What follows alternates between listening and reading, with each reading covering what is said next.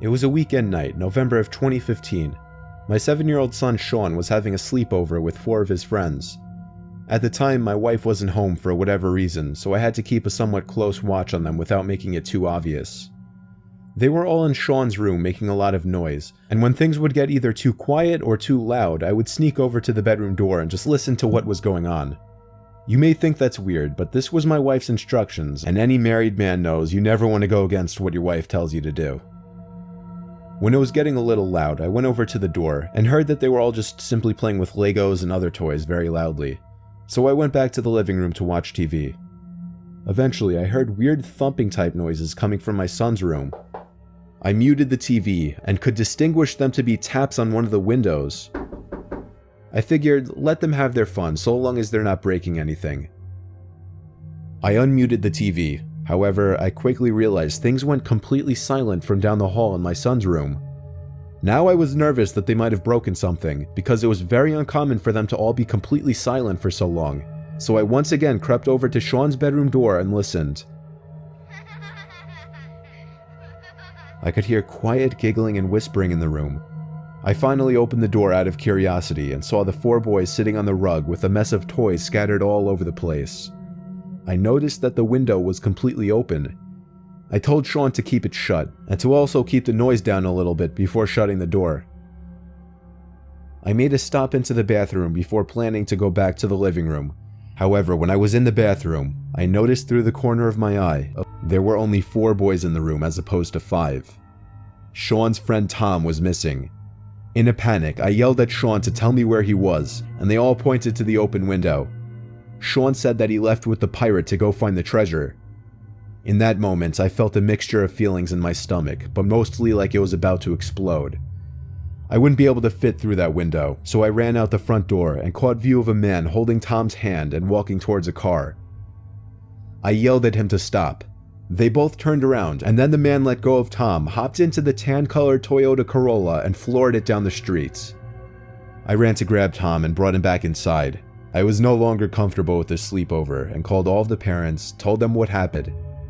I received a bit of criticism from Tom's parents at first, but they ultimately thanked me, and their son is still good friends with my son. The boys all said that a random man came to Sean's window, knocked on it, lifted it open himself and talked in a pirate voice, asking one of the kids to come with him to find the treasure. The fact that this happened in the assumed safety of my own house, and that it actually worked, is what disturbs me the most.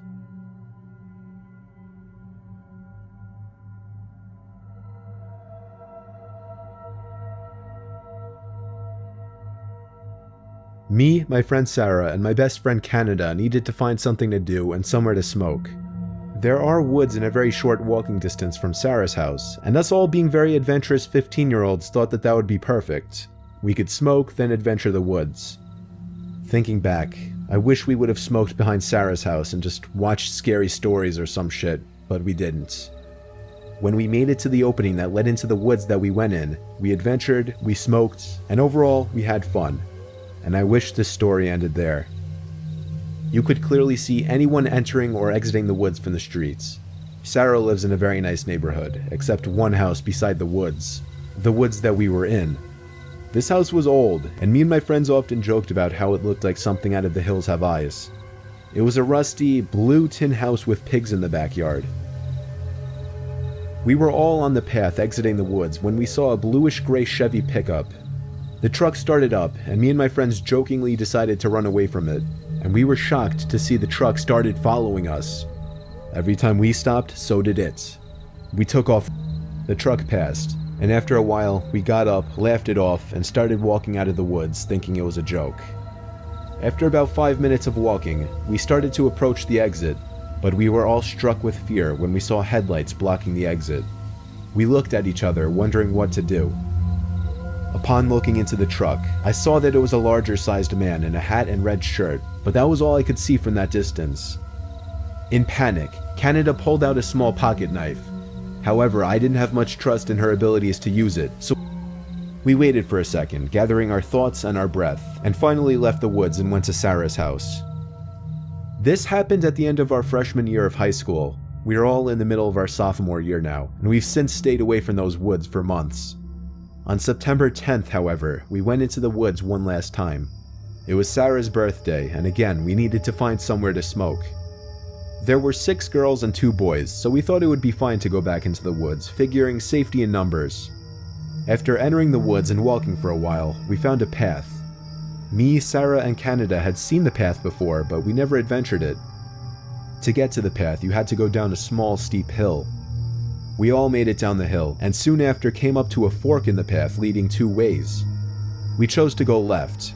It was a short trail which led to a small building that looked like it was abandoned before having been fully built.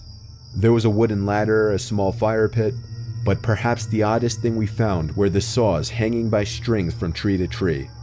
Given that we were all stoned, perhaps we didn't take the findings as seriously as we normally would have.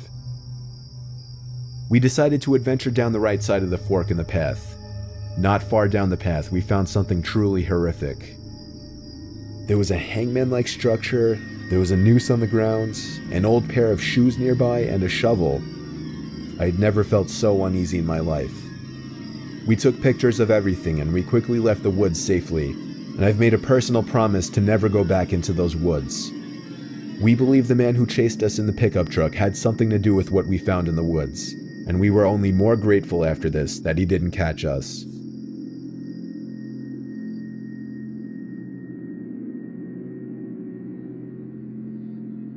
I'm 27 years old. I live alone in a rural town in Virginia. Anyway, this was Saturday night. I think it was around 2 in the morning. I was at a nearby club with a group of college friends, really the only place to hang out in this boring town, and I was getting ready to head home. I said goodbye to all my friends and walked the 3 blocks it took to get back to my house. I walked up my front stoop in my drunken haze and dug my hand in my pocket for my keys. When I grabbed the doorknob, I realized it was unlocked. My mom was here again. I quietly opened and shut the front door, locking it behind me. I put my keys on the kitchen counter and found a note written in my mom's handwriting saying, "You forgot this at our house, next to the box of half-eaten cake my parents didn't want." I didn't see my mom anywhere, so I assumed she must have gone upstairs to sleep in the guest bed until I got back, which is something she would commonly do as well. Then I heard footsteps upstairs, confirming it, and that's when I sighed once again. 27 years old, almost 3 in the morning, and she still has to wait up and treat me like a child. I ran upstairs to check the guest bed, empty, along with all the bathrooms. I was afraid Mom was having one, picked up in a groggy voice, asking what the hell is the matter.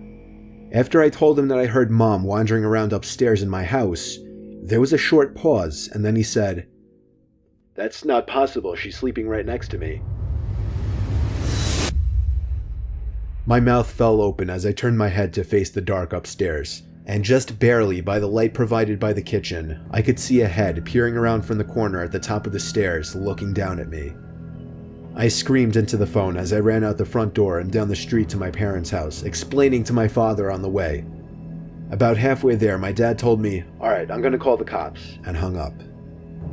I made it to my parents' house, where my mom was already waiting at the door, worried sick. My mom explained that she did come over to clean my kitchen a little bit and to bring over the cake they didn't want. 2 police cars pulled up in front of my parents' house, where they escorted me and my dad down the street to my house. 1 officer stayed outside with us, while 2 others went inside to investigate. It felt like 15 minutes before they came back outside and said it was clear. They checked the crawl space, the attic, everything. There was really nothing for me to report, other than the door was left unlocked and I saw the outline of a head upstairs before I ran for it. Still, I didn't feel safe sleeping in there that night, so I went back to my parents' house. Me and my dad are certain that my mom simply forgot to lock the door when she left, as her dad has been stopping her from coming over alone from now on, which makes me both sad but also relieved. Some nights, I still get paranoid that whoever